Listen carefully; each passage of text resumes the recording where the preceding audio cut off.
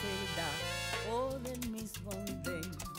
Con dos que alcancen el tope de la subasta, con dos que bailen sin casa en el mismo tren, con dos que resulten ser de la misma casta. Son dos que entre tantos ecos se digan quién. con dos que se nos parezcan en la canasta, con dos que tengan el alma como de 100, con dos que se quieran bien, con dos que se quieran bien, con dos que se quieran basta. Muy buenas noches. Estamos en Con dos que se quieran tres, ahora aquí en los históricos estudios del EGREM. Hoy nos acompaña una de nuestras principales periodistas que se ha especializado en periodismo radial y que hoy es, además de todo, la directora del sistema informativo de la televisión cubana.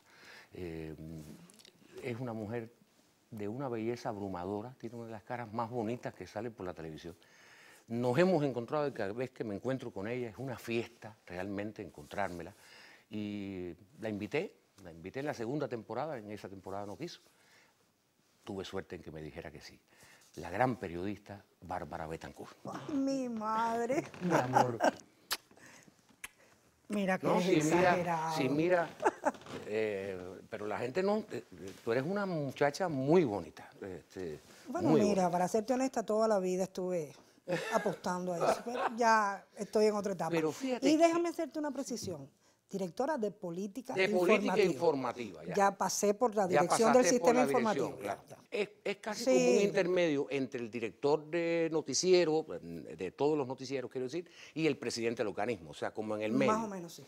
En esa. Bueno, esto, más o menos. Ahora, yo sé que este año, hace un tiempito, tú cumpliste 60 años 60, de edad. sí. Pero desde que tenías 59 te armaste una jornada Sí. festejando los 60. Sí, que ha incluido regalos sobre todo de, Yo me regalo. de mi esposo.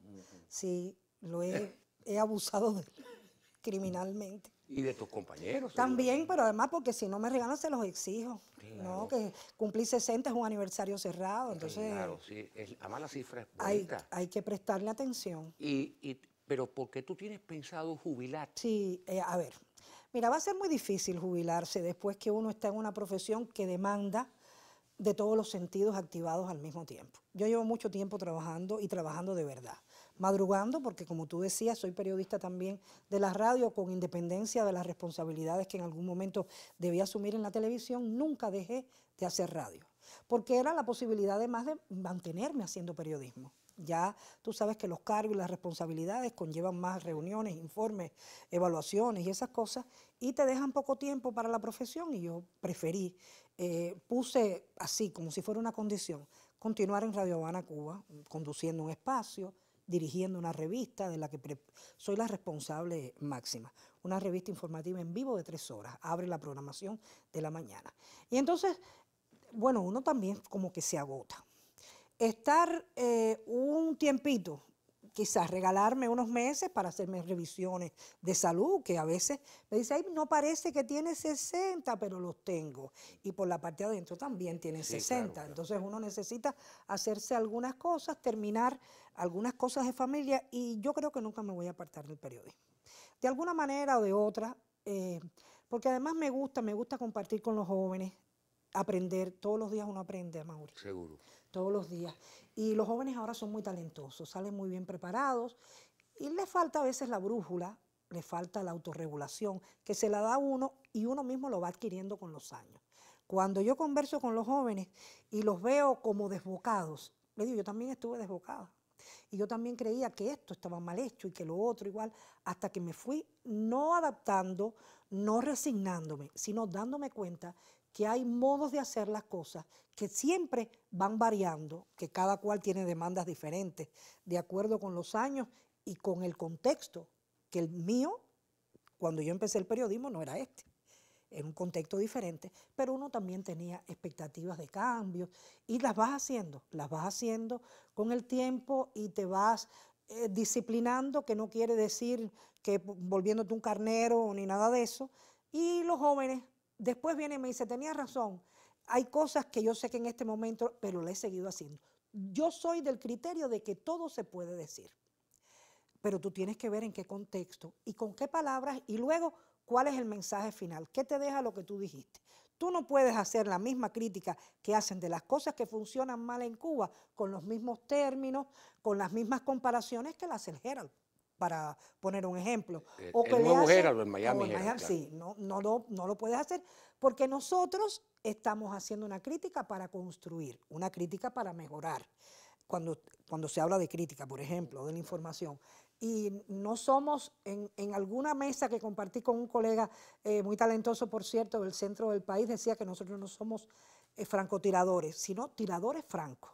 Hablamos con la verdad, lindo. hacemos el señalamiento oportuno, o es a lo que aspiramos. A veces no lo conseguimos. Todavía hay mucha autocomplacencia, todavía incluso hay autocensura, amén que alguna y otra restricción que pueda haber de parte, pero no es la voluntad realmente. Estoy terminando la vida oficial de trabajadora en un ambiente absolutamente diferente a como lo comencé. ¿Cómo no? Ahora, tú hablaste Babi, tú hablaste de Radio Habana Cuba. Sí. Radio Habana Cuba surge, me imagino yo, no sé, tú me dirás si yo me equivoco, por una necesidad de dar a conocer en el mundo lo que estaba pasando en la revolución. Pero no fue también una respuesta a Radio Europa Libre, a La Voz de las Américas, a Radio Swan. Mira, no necesariamente. Fueron de las cosas o de los instrumentos con que comenzó a blindarse una joven revolución que estaba muy agredida.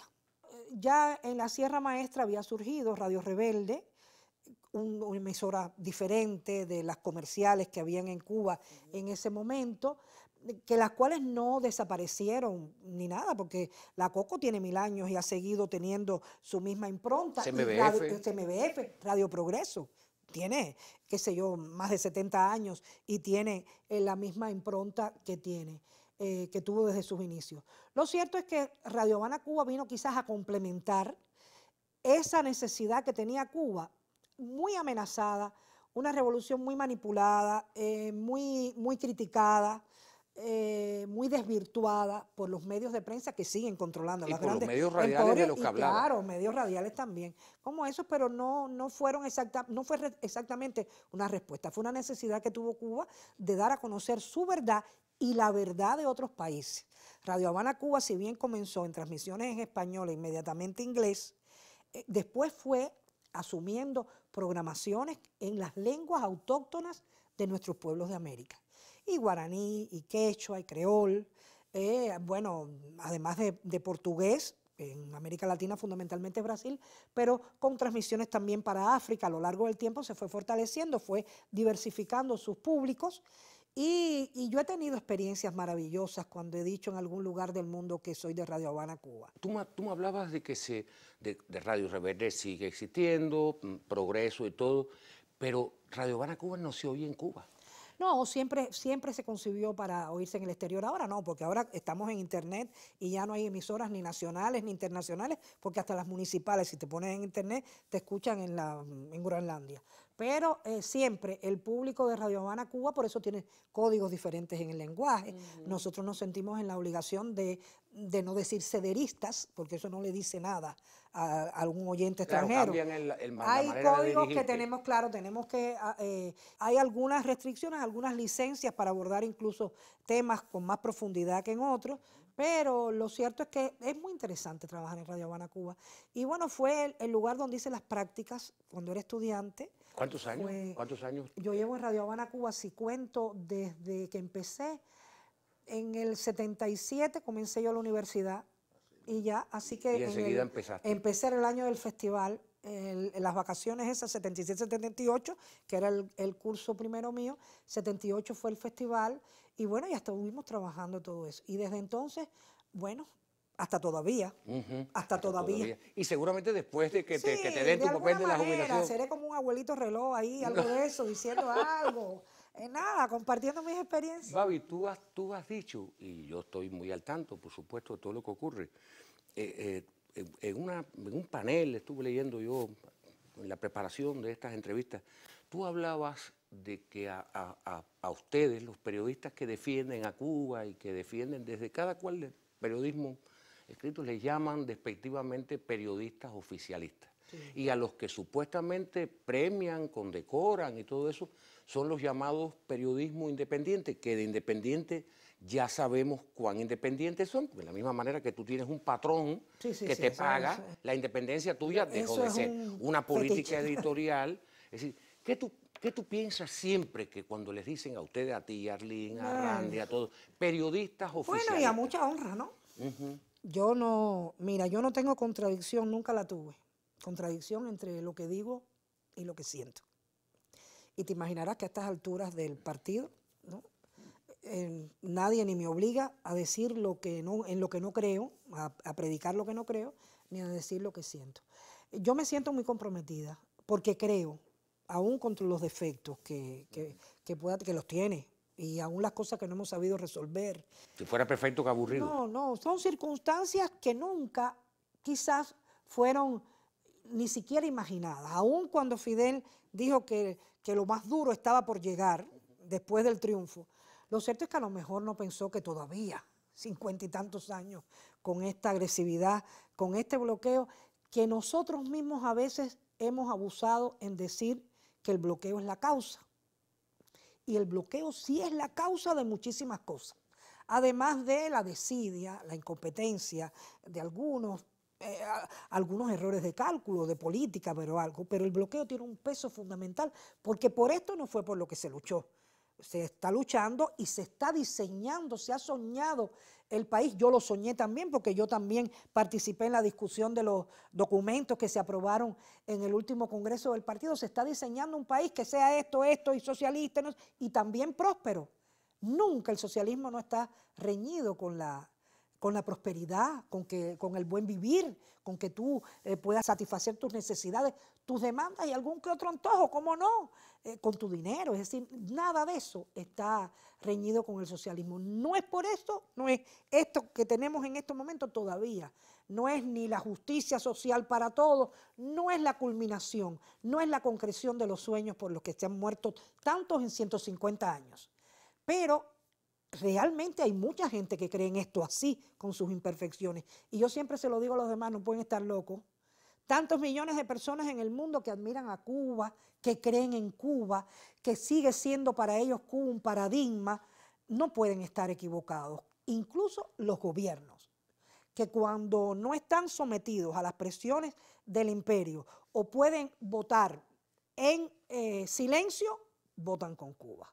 Porque saben que el 90% de las cosas que le critican a Cuba son parte de la construcción de una matriz que han hecho a lo largo de toda la vida, que la han repetido, y nosotros fuimos tan ingenuos o a veces tan incapaces a lo largo de los años que nos dejamos robar los términos de democracia, de sociedad civil, de libertad. Todo eso existe en Cuba, pero nos los dejamos robar en los términos de el lenguaje mediático, las campañas mediáticas. Eso es en realidad. Y entonces que a mí me digan periodista oficialista, bueno, por lo menos no, a mí eso ni me va ni me viene, sí, a mucha honra. Sí, bueno, de una vez. Sí, porque hay mucha gente que ha asociado el término socialismo a precariedad. No, para nada. Es decir, tú has especializado en ser periodista radial. ¿Qué cosa es periodismo radial? Porque en la temporada segunda del programa tuvimos algunas incomprensiones con respecto a eso. Mira, periodismo, a diferencia de otras, como las de las letras, todas las especialidades tienen una carga subjetiva muy grande. Lo que yo digo te puede gustar a ti, a 40 no. Sí, claro. Entonces, cuando tú haces una evaluación, uno debe ser un poco cuidadoso.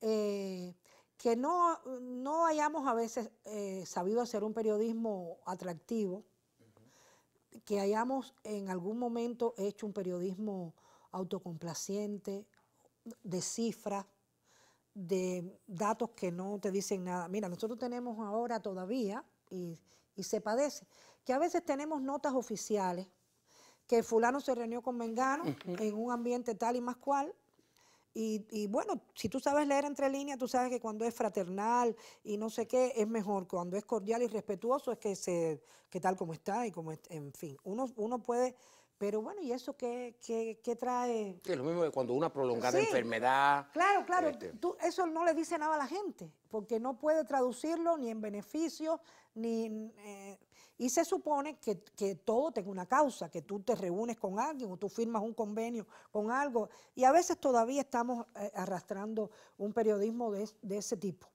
Pero yo creo que se han abierto muchos frentes en los que hay un periodismo útil. En provincias hay un periodismo muy beligerante, incluso contra todo lo mal hecho, y están siendo aupados además por las propias autoridades de las distintas provincias.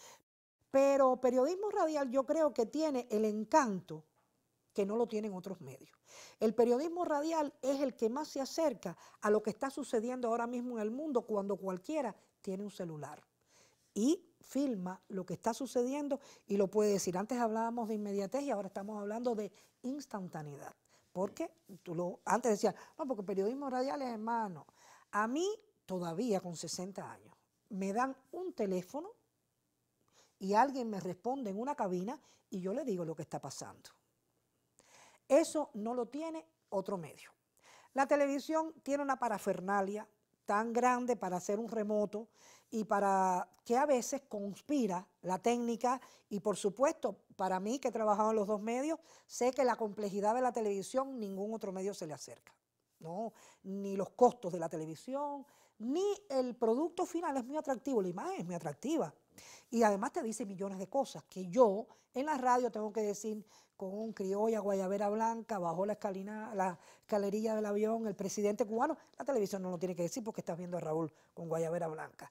Y lo describo mejor o peor si tengo más o menos cultura, si me preparé más o menos, porque uno no nace sabiendo.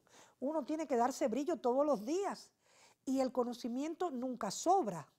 Y si en algún lugar es indispensable tener cultura, tener conocimientos, es en la radio, porque la radio, tu única arma es la palabra. Yo por eso me cuido mucho, me pongo así, porque el instrumento de trabajo mío es este. A mí me pueden hacer la preparación del cráneo, pero no me puedo quedar ronca, porque si no, no cumplo con lo que tengo que hacer, ¿entiendes?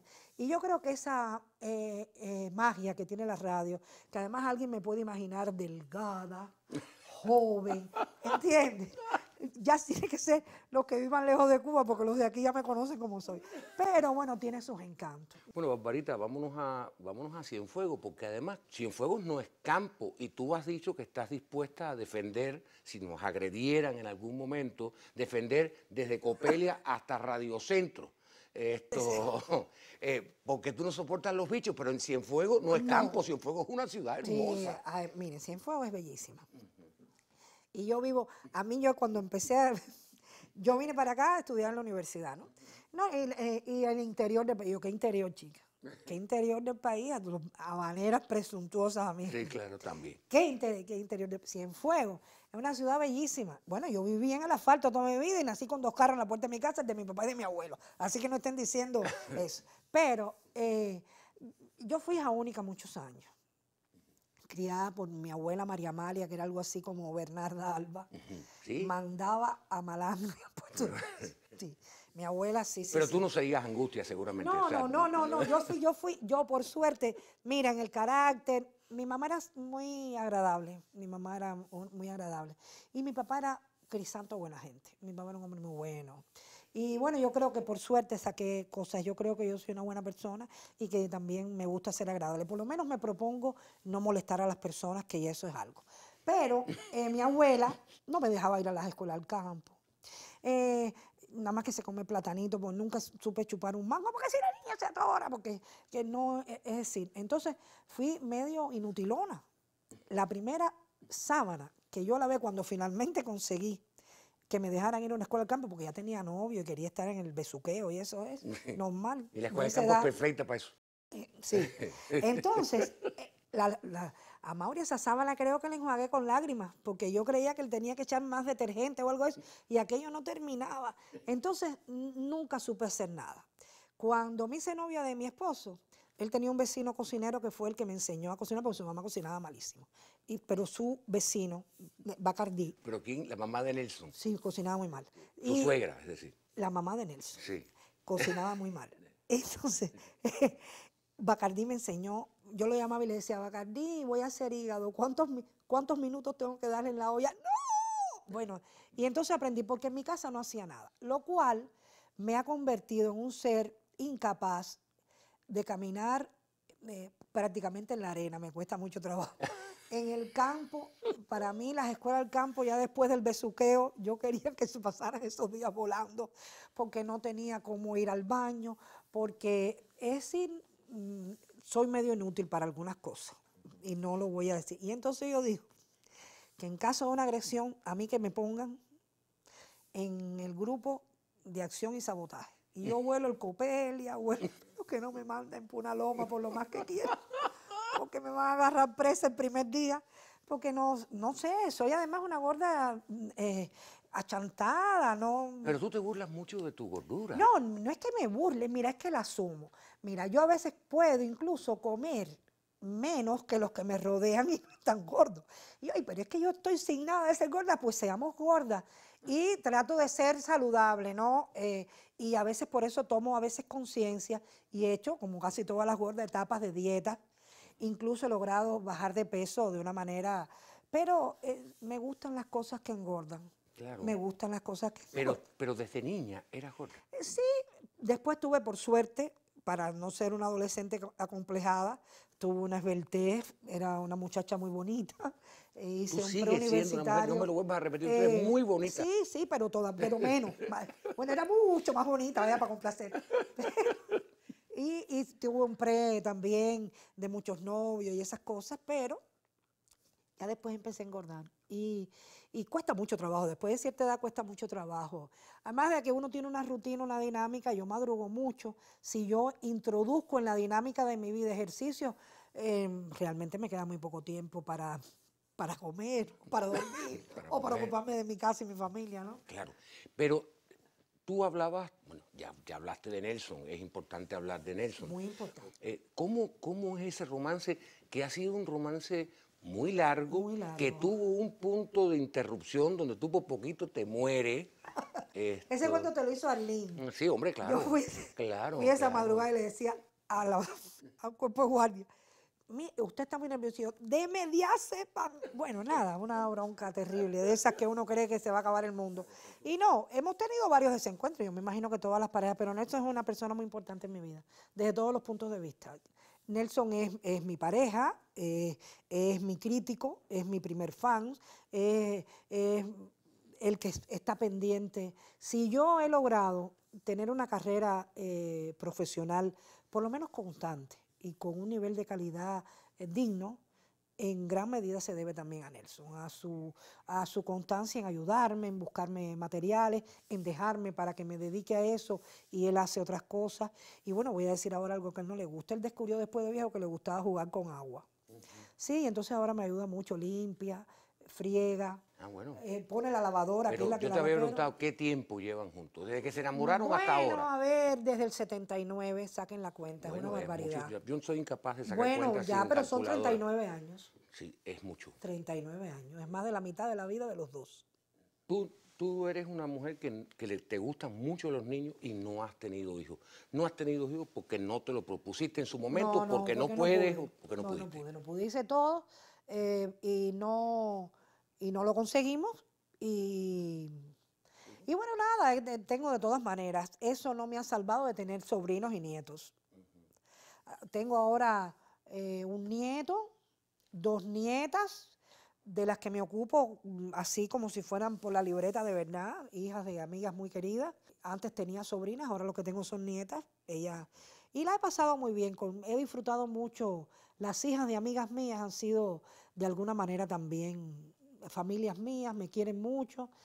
Y nada, traté de no envenenarme porque, bueno, muchas veces decíamos, ay, mi hermana tiene una hija que ya va a cumplir 16 años, que fue mientras estuvo en Cuba, fue la nieta de nosotros, ¿no?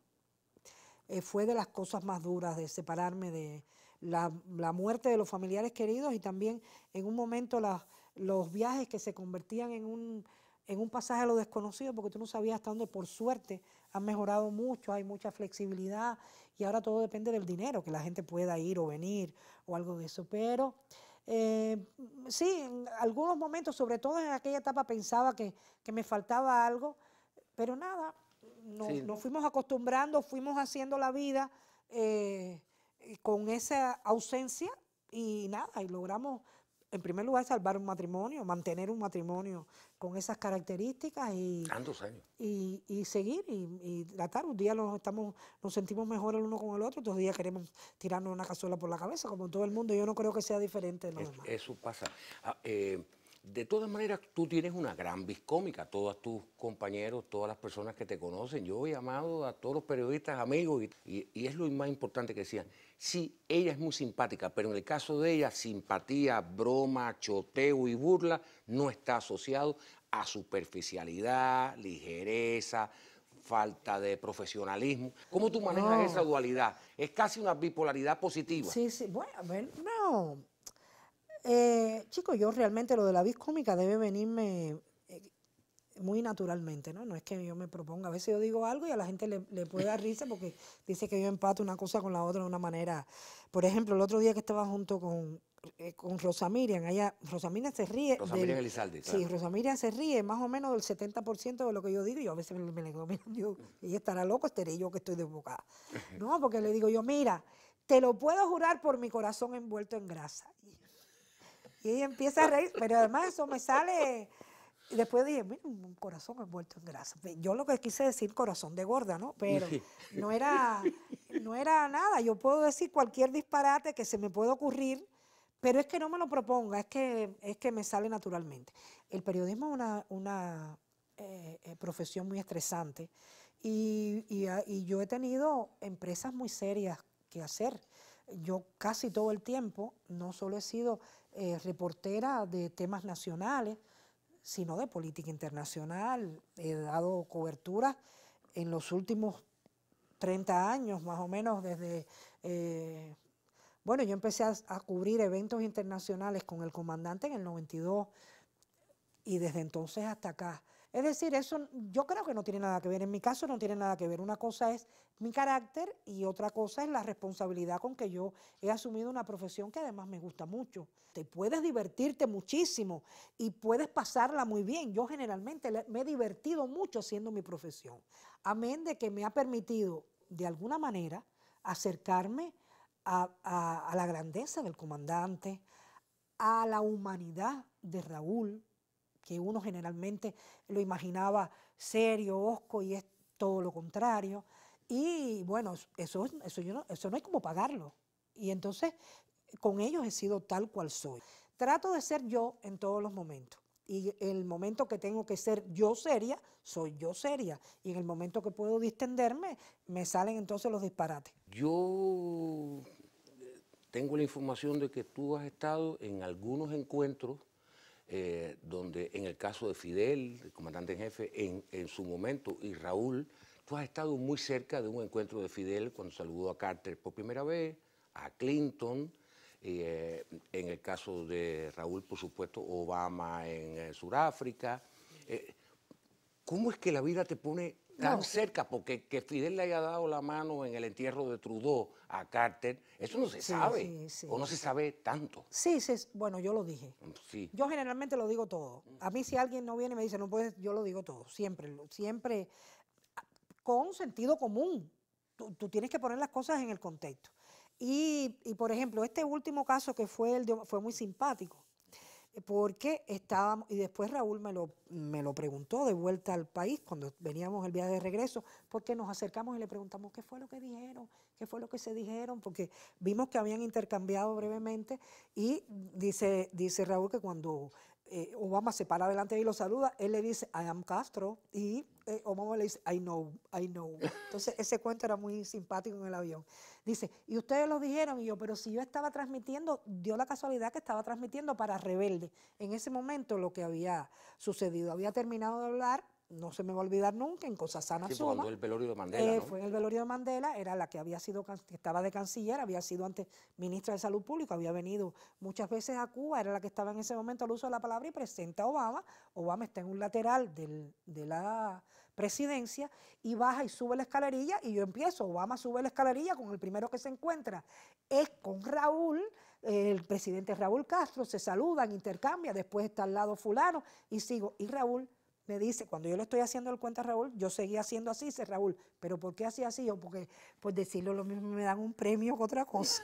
Pero bueno, él se sonrió porque sabía que era imposible no decirlo. Eso fue, si hubo algunos segundos que se opacó la noticia, como noticia fundamental, el sepelio de Mandela, que merecidamente desbordó los titulares en todo el mundo, fue el momento en que Obama. Después, ciertamente, estuve también en la Cumbre de las Américas, donde se reunieron por primera vez ya de manera oficial, y después en Nueva York, cuando se reunió también, cuando Raúl asistió a un periodo de sesiones de la Asamblea General y a participar en otros eventos en el contexto de Naciones Unidas.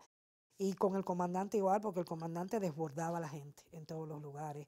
Y verlo dándose además a esos pueblos, porque conversaba con todo el mundo que le pedía reunirse con él se reunía.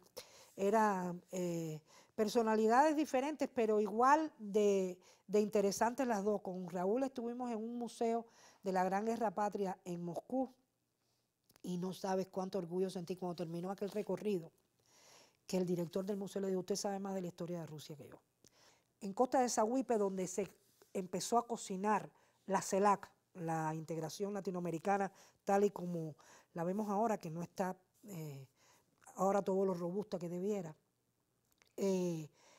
Allí, cuando un presidente de México, no recuerdo que si fue Cedillo, no recuerdo quién fue, habló muy bien de Cuba, y el ingreso de Cuba al Grupo de Río, Cuba se integraba a los mecanismos latinoamericanos y desde ahí empezaba a construirse por iniciativas de Lula, que fue quien había convocado a esa reunión la Conferencia de América Latina y el Caribe.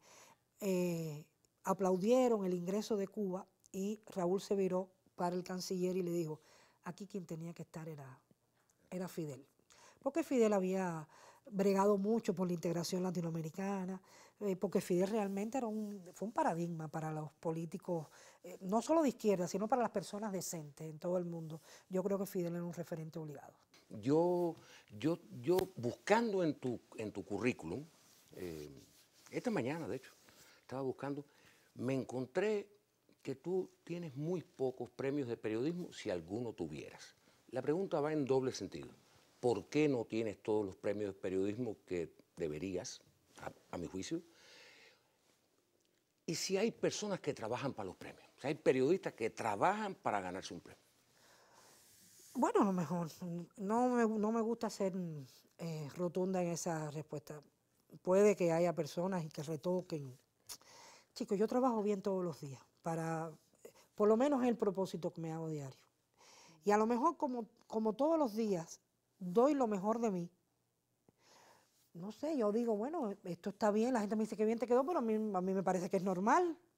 Y ciertamente tengo pocos premios porque casi nunca participo en un concurso. Por no decir que nunca. Muy pocas veces he ido a concursos. No es porque no respete el concurso, no es porque no... O no respete los premios. O los premios, no es eso. Es que a lo mejor es por eso, por exceso de respeto. Yo creo que hay que tener una obra muy... Y yo toda mi vida, yo siempre te lo decía, no sé qué querrás hablar conmigo, he tenido una vida muy lineal. Es decir, todos los días trabajando en el mismo lugar, porque nunca dejé Radio Habana, Cuba, para colmo, 39 años con el mismo marido. Es decir, no tengo... Y el trabajo que hago, ¿es bueno? Sí, yo creo que es bueno, porque la falsa modestia también es otro pecado. Yo trabajo bien, y me gusta trabajar bien, y me gusta trabajar mucho, pero eso lo hago todos los días. Y entonces, no es que crea que todo lo tengo que mandar a concurso, es que creo que ninguno es suficiente como un concurso que debe llevar un extra que se lo he puesto eventualmente a algunos y he tenido algún que otro resultado. Por lo demás, no guardo nada. Ahora, antes todavía en las cintas y esas cosas, pero tampoco las guardaba. Nunca he sido cuidadosa para eso. Y entonces, sí, me voy a ir con pocos premios. Voy a terminar mi carrera con pocos premios. No creo que los que tengan premios hayan sido inmerecidos para nada. Yo creo que hay muy buenos profesionales que han sido merecidamente reconocidos con sus premios. Yo creo que hubiera podido tener, cuando conozco las obras, creo que sí, que hubiera podido tener algún que otro premio. Pero nada, ha sido también mucha dejadez de mi parte.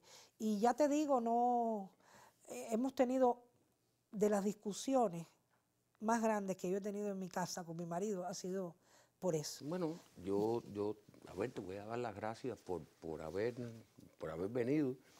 Y te voy a decir que yo tengo como 3 o 4 premios de periodismo. Son Rosa Miriam Elizalde, Arlín Rodríguez Heribé, Randy Alonso Falcón y tú. Por ejemplo, he tenido 4 grandes premios de periodismo. Y por supuesto, y no puedo dejar a Paquita Alma Fonseca, Paquita, que es una de las asesoras de este programa. O sea que tengo 5, fíjate, tengo 5 premios de periodismo, así que tengo más premios que tú. Te quiero mucho, te adoro, mamá. Yo también.